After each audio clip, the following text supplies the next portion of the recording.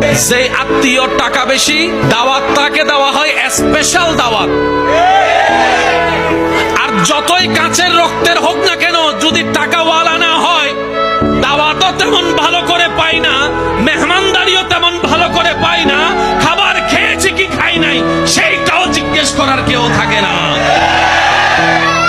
সম্পদ যদি একটু ভালো থাকে, বারবার এসে জিজ্ঞেস করবে, পায়েস খাবেন, একটু চা খাবেন, একটু একটু একটু চিনি কম দিয়ে চা এনে দিই, না ভাই আমার আর পেটে না না একটু খান না, একটু বসেন না, ওই রুমটার মধ্যে না একদম এসি আছে, আপনি ওখানে গিয়ে আরাম করুন। ওই দূরের আত্মীয়টা।